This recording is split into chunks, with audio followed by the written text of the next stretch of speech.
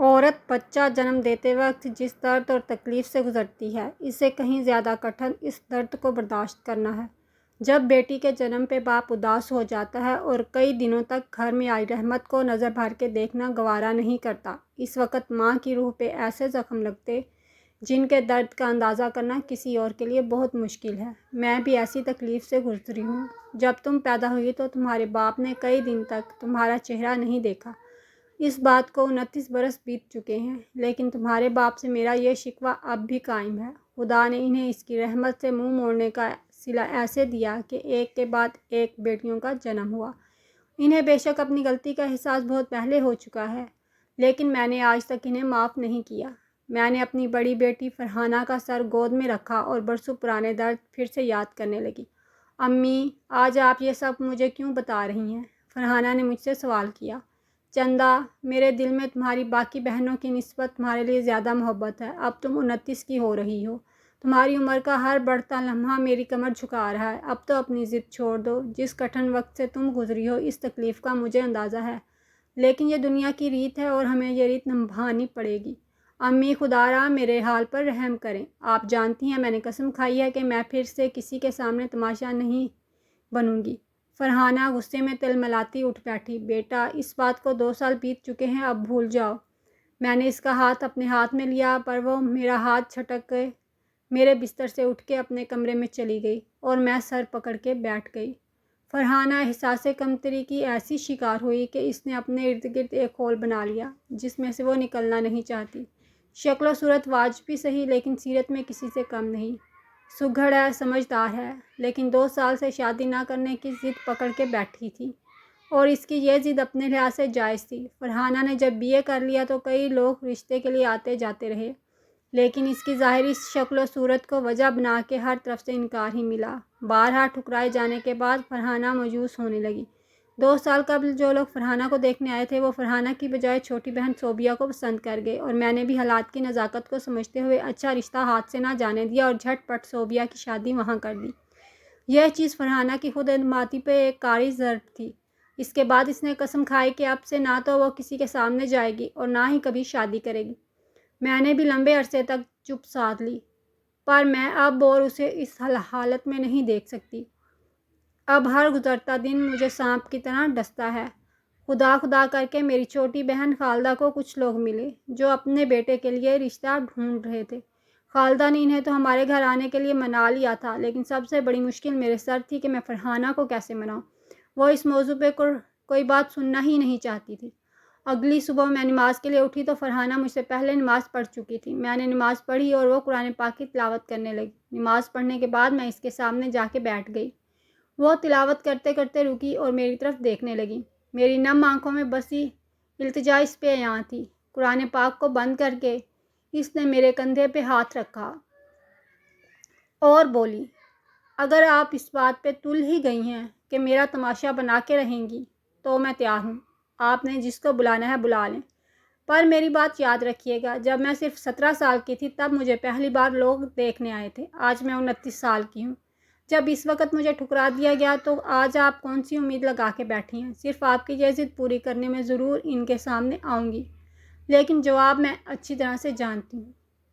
میں نے بنا کوئی جواب دیے اس کا ماتھا چوما اور گلے لگا لیا۔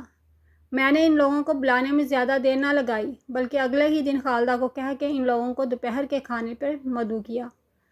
دوپہر میں دروازے پہ دستک ہوئی اور میں نے دروازہ کھولا۔ میری بہن خالدہ سامنے کھڑی تھی۔ وہ اندر داخل ہوئی تو اس کے پیچھے 2 خواتین اور 2 مرد بھی اندر آئے۔ خالدہ انہیں لے کے کمرے میں چلی گئی اور میں چائے پانی کا انتظام کرنے کچن کی طرف چل پڑی۔ فرحانہ کے ابا جی کو بھی فون کر کے بلوا لیا تھا۔ سادہ پانی ان کے سامنے رکھ کے میں حال احوال پوچھنے بیٹھی۔ دونوں مرد قریب ایک ہی عمر کے تھے تو میرے لیے یہ اندازہ لگانا مشکل ہو رہا تھا کہ وہ لوگ کس کا رشتہ لے کے آئے ہیں۔ خالدہ نے دونوں میں سے ایک کی طرف اشارہ کیا۔ میں بغور اس کا جائزہ لینے لگی، اپنے آپ میں گمسم نظریں جھکائے۔ سفید رنگ کی شرٹ اور نیلے رنگ کی پینٹ میں ملبوس اس کی عمر قریب 30 سے 32 لگ رہی تھی۔ دیکھنے میں جتنا وہ شریف لگ رہا تھا اتنا ہی خوش شکل بھی تھا۔ میں نے دل ہی دل میں دعا کی کہ خدایا میری فرحانہ کا نصیب کھول دے۔ دوسرا آدمی اس کا بہنوئی تھا، جس نے 2 ڈھائی سال کا ایک بچہ گود میں اٹھایا ہوا تھا۔ لڑکے کی ماں کی حالت سے صاف دکھائی دے رہا تھا کہ کافی بیمار ہے۔ خالدہ مجھے ان لوگوں کے ساتھ بٹھا کے فرحانہ کے پاس چلی گئی۔ تھوڑی دیر میں فرحانہ شربت سے بھرے گلاس ٹرے میں رکھ کے کمرے میں داخل ہوئی۔ سب کی نظریں فرحانہ پہ مرکوز ہوئیں اور میری اور خالدہ کی نظریں ان لوگوں کے چہروں پہ امڑ آنے والے تصورات کا جائزہ لینے لگیں۔ جن دو لوگوں کے لیے یہ محفل سجی تھی وہ اس صورتحال سے بے خبر تھے۔ نہ تو فرحانہ نے نظر بھر کے اس کی طرف دیکھا اور نہ ہی اس نے سر اٹھا کے فرحانہ پہ نظر ڈالی۔ جب مجھے اس بات کا احساس ہوا میرا دل ٹوٹ سا گیا۔ ان کا جواب صاف صاف مجھے نظر آ رہا تھا۔ اپنے جذبات میں نے کسی پہ ظاہر نہ ہونے دیے اور ایک اچھے میزبان کی طرح ان کی خاطرداری کی۔ مجھ میں ہمت ہی نہیں تھی کہ میں خالدہ سے پوچھوں کہ ان لوگوں کا جواب کیا ہے۔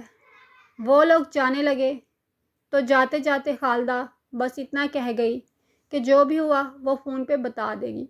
2 دن گزر گئے، ان لوگوں کی طرف سے کوئی جواب نہیں آیا۔ اس دوران نہ تو فرحانہ نے اس حوالے سے مجھ سے بات کی اور نہ میں نے اپنے تحفظات اس کے سامنے رکھے۔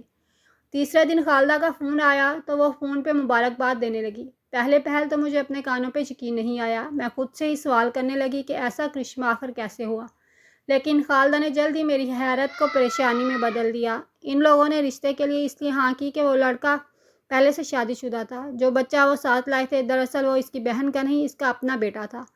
کچھ عرصہ پہلے اس کی بیوی کی وفات ہوئی تھی۔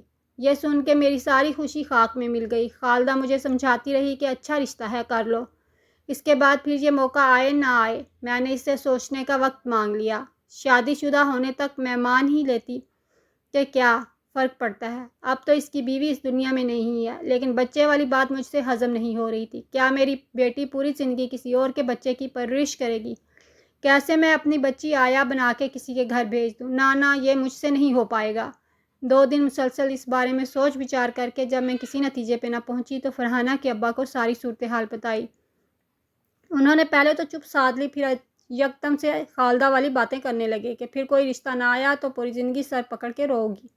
پر ان کی کوئی بات میرے دل کو نہ لگی۔ جب انہیں یہ احساس ہو گیا کہ ان کی ساری باتیں میرے سر کے اوپر سے گزر رہی ہیں تو انہوں نے ایک آخری مشورہ دیا کہ میں یہ ساری صورتحال فرحانہ کو بتا کے فیصلہ اس پہ چھوڑ دوں۔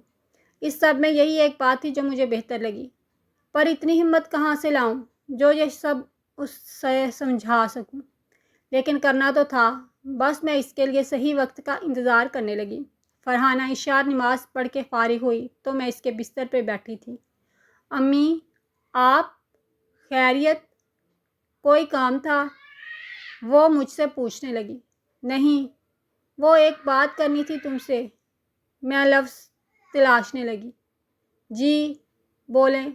تمہاری خالہ کا فون آیا تھا، اس دن جو لوگ آئے تھے تمہیں دیکھنے، ان کا جواب آیا ہے۔ میں نے بات شروع کی۔ اچھا، جائے نماز سمیٹ کے الماری میں رکھتے ہوئے اس نے جواب دیا، وہ لوگ رشتہ کے لیے تیار ہیں۔ میں نے بڑے اطمینان کے ساتھ اسے بتایا۔ اچھا، چلو آپ کی دعائیں قبول ہوئیں۔ اس کے چہرے پہ کسی قسم کے کوئی تاثرات نہیں تھے اور یہ بات مجھے پریشان کر رہی تھی۔ اچھے لوگ ہیں بیٹا، تمہیں اگر کوئی اعتراض نہ ہو تو بات آگے چلائیں۔ میں سوالیہ نظروں سے اس کی طرف دیکھنے لگی۔ آپ کو کوئی اعتراض نہیں تو میں آپ کی رضا میں راضی ہوں۔ پہلی بار اس نے میری طرف دیکھ کے جواب دیا تھا، لیکن تمہاری خالہ نے مجھے ایک بات بتائی ہے جس کی وجہ سے میں پریشان ہوں۔ اب میں اصل مدعے پہ آ گئی۔ کیا بتایا خالہ نے؟ اب وہ ٹیبل سے کتاب اٹھا کے اپنے بستر پہ آ گئی تھی۔ وہ لڑکا شادی شدہ ہے، لیکن اس کی بیوی اب اس دنیا میں نہیں ہے۔ میں نے ڈرتے ڈرتے کہہ دیا تو کتاب کے ورق پلٹتے اس نے خاطر خواہ رد عمل نہیں دیا، اس کا 2 سال کا ایک بیٹا بھی ہے۔ میں نے اب آخری تیر بھی چھوڑ دیا۔ اچھا، یہ بات تو مجھے اسی دن پتہ چل گئی تھی جس دن وہ آئے تھے۔ فرحانہ کا یہ جواب میرے لیے حیران کن تھا۔ تمہیں کیسے پتہ چلا؟ اس دن تمہاری خالہ نے ایسی کوئی بات نہیں کی، نہ ہی ان لوگوں نے بتایا۔ میں نے اس سے پوچھا۔ امی، کچھ چیزیں محسوس کرنے سے پتہ چلتی ہیں۔ میں نے جب ایک نظر اس کو دیکھا تو اس کا پورا دھیان اس بچے کی طرف تھا جو اس وقت کسی اور کی گود میں تھا، اور وہ بچہ بس اسی کی طرف دیکھ کے کھلکھلا رہا تھا۔ ان دونوں کی آنکھوں میں ایک جیسی چمک تھی اور اسی چمک سے میری نظریں پھر سے اٹھ نہیں پائیں۔ کتاب کے ورق پلٹتے اس نے بنا میری طرف دیکھے یہ سب کہہ دیا اور پہلی بار بیٹی کے سامنے ایک ماں چھوٹی لگنے لگی۔ اس بارے میں مزید کچھ بات کرنے کے لیے میرے پاس لفظ موجود نہیں تھے۔ میں اٹھ کے جانے لگی تو وہ بولی، میرا جواب نہیں لیں گی؟ میں رکی اور مڑ کے اس کی طرف دیکھا۔ اس آدمی نے بنا بولے یہ بات مجھے سمجھا دی کہ وہ یہ قربانی اپنے بیٹے کے لیے دے رہا ہے، اور اسی لمحے مجھے بھی اس بات کا احساس ہوا کہ جب وہ اپنے بیٹے کے لیے یہ قربانی دے سکتا ہے تو میں اپنی ماں کے لیے کیوں نہیں دے سکتی۔ میں نہیں چاہتی کہ آپ مزید میری شادی نہ ہونے کے غم میں اپنا چین و سکون برباد کریں، اپنی ہر خوشی میری خوشی پہ قربان کریں۔ میں دل و جان سے اس شادی کے لیے تیار ہوں۔ مجھے اس بات کا بالکل کوئی خوف نہیں کہ ایک شادی شدہ بندے سے شادی کر کے میں اس کے بچے کی پرورش کروں گی۔ پرورش کرنا تو عورت ذات کی خوبی ہے۔ جب عورت بیوی بنتی ہے تو اس کا کردار ایک امین کا ہوتا ہے، اور امین تبھی سچا امین بن پاتا ہے جب وہ امانت کو اپنا سمجھ کے اس کی حفاظت کرے۔ اور جب میں اس کا سب کچھ اپنا لوں گی تو پھر وہ شوہر بھی میرا ہوگا اور اس کا بچہ بھی میرا بچہ کہلائے گا۔ میرے پاس سارے لفظ ختم ہو گئے۔ میری بیٹی نے مجھے ایک پل میں عام عورت سے خوش نصیب ترین ماں بنا دیا۔ ان سب تکلیفوں کے عوض جو میں نے فرحانہ کے جنم سے لے کر آج تک برداشت کی تھی، ان کا ایسا مداوع میرے لیے ایک نعمت تھا۔ مجھے فخر ہے کہ میں بیٹی کی ماں ہوں۔ کچھ کاموں کا قدرت نے صحیح وقت مقرر کیا ہوتا ہے، اور وہ کام تبھی پورا ہو پاتے ہیں جب وہ وقت آتا ہے۔ شاید فرحانہ کی شادی کا یہی صحیح وقت تھا۔ اب وہ اتنی سمجھدار تھی کہ ہر قسم کے حالات کا مقابلہ کر سکتی تھی۔ میں نے پہلی ہی فرصت میں فرحانہ کی شادی طے کر دی، اور اس نے نہ صرف اپنے شوہر کا خیال رکھا بلکہ اس کی ہر ذمہ داری اپنے سر لی اور بخوبی نبھایا۔ جب ہمت، حوصلہ اور سمجھداری غالب آ جائے تو ظاہری شکل و صورت چھپ جاتی ہے، اور تب صرف سیرت عیاں ہوتی ہے جس کا حسن دائمی ہوتا ہے۔